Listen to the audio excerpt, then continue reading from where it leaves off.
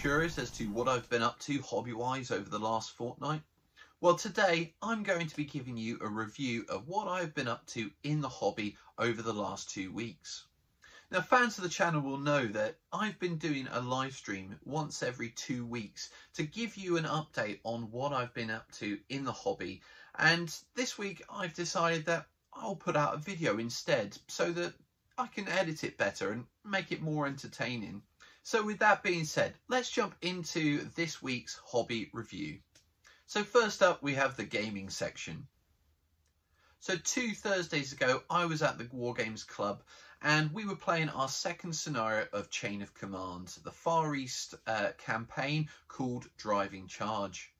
Now, it was a really good game as always, and had some similarities to our first scenario where the Japanese had to try to break from their lines through the British lines. Now, as the British player, part of the British team, we had an Indian platoon this time round, and it was hard going. We didn't have the greatest platoon. They were a green platoon, and that really did make things difficult. However, we were helped by the fact that the Japanese failed to make a lot of progress. In fact, they got to the edge of their jungle line and started to hammer us. Obviously, this had an impact in that we did slowly start to get ground down, but it gave us the opportunity to roll enough Chain of Command points, and that then allowed us to activate withdrawal. So that helped us not necessarily win the scenario, but it delayed the Japanese enough that it took another campaign turn. And so hopefully we'll be looking forward to scenario 3 very soon, and we'll see whether the Japanese can finally start to make some progress. But it was interesting that just a week later after our game, Alex from Storm of Steel brought out a video about manoeuvring and movement within Chain of Command. Now, I think it made all of us take another thought about how we move in Chain of Command, and maybe scenario 3 will see some of those tips come to the foreground. Now, moving on, the U-boat captain campaign that I've been involved with my friend Martin has continued. I got one patrol done, our first patrol, just after the 1939 outbreak of war, and it was a successful patrol for me. Orders have since come out, and I haven't yet got to those because life has been quite busy with work and home life. But I'm hoping that as this video is released, I should have managed to complete that mission and be ready for the next one when that comes out. So apologies, Martin, I'm on it. And finally, in the gaming section, I had hoped this last Thursday to get a game at home on my dining room table, but I had to do bedtime with little one and I was exhausted by the time I got downstairs. So unfortunately, I didn't get a chance to play a game this week, but this coming week, I am looking to put on a game of Contact Front and hopefully have some videos come out in relation to that. So if you're interested in seeing what a game of Contact Front looks like, do keep your eyes posted on the channel. So next up is the purchases section, where I talk about anything that I bought in the last 2 weeks. So starting off, I hit up a huge bargain. I have to say, I don't usually look for wargaming materials or figures on Facebook Marketplace, but I was just glancing through a couple of weeks ago and found possibly the bargain of the century. Now, this bargain was for 9 gaming mats, a variety of sizes and different terrains, and it was going for £50. Now, I contacted the seller and there was a couple of people ahead of me in the queue, but when they didn't turn up to collect, he contacted me, and I have to say I was over the moon to get an opportunity, of which I did not hesitate to take. So on a Sunday morning, I drove out all the way up to Liss and ended up purchasing these for £50. There are 9 of them in total, and as I say, they're different terrains and different sizes, and I look forward to featuring these in upcoming games on the channel. So do keep your eyes open to spot those new mats.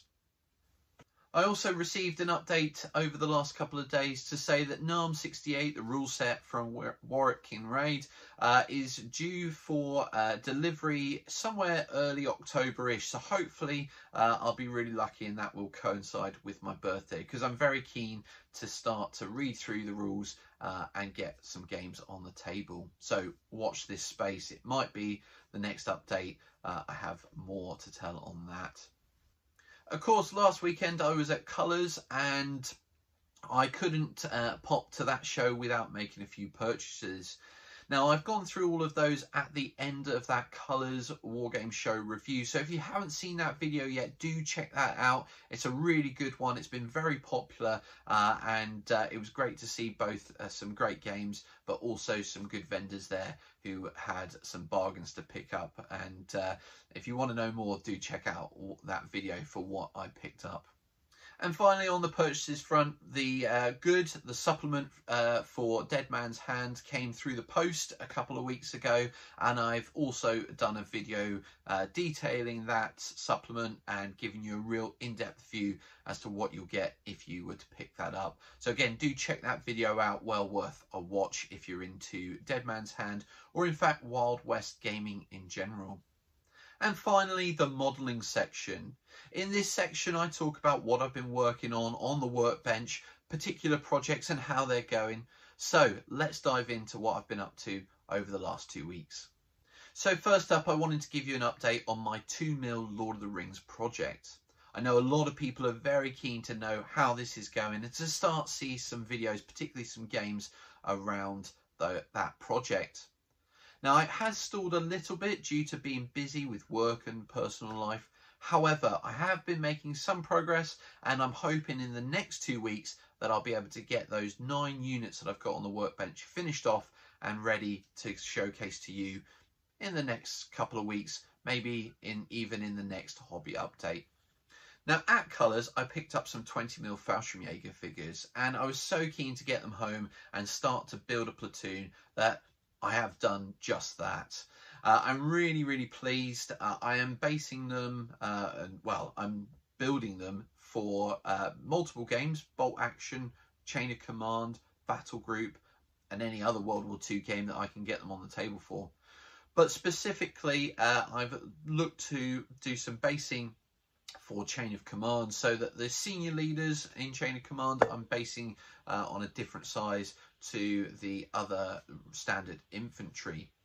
So far I've done my senior leader, I've done a junior leader, and I've done a Fallschirmjäger squad, which is made up of 2 LMG teams of 5 individuals each. So far I've managed to get them based and I've got them primed, and I'm hoping now over the next 2 weeks I can start to get that squad painted as well as the next squad built and based. So exciting times with this project. I'm really looking forward to how it's going to progress and finally got a bit of excitement again about World War II wargaming. And finally, the last bit that's been on the workbench has been my paddy fields.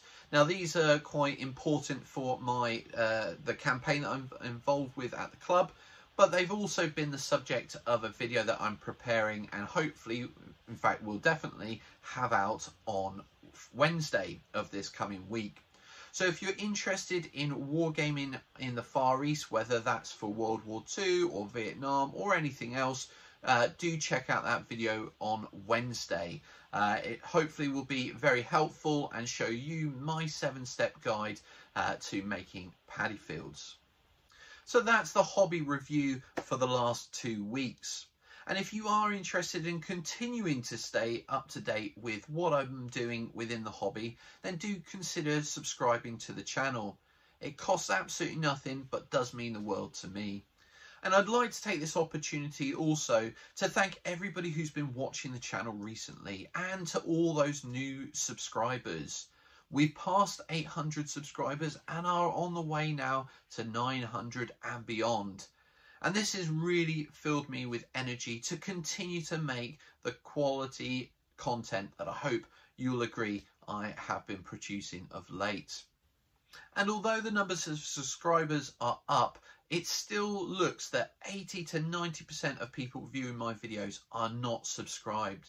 So if that's you, do please hit that subscribe button. As I say, it costs absolutely nothing, but means the world to me and just helps the channel grow from strength to strength. And of course, as it grows, I'll be able to produce more and more content. So that's it from me this week. If you've enjoyed this video, do please hit that like button, pop a comment below and hit that subscribe button if you haven't already. And until the next video, take care and stay safe.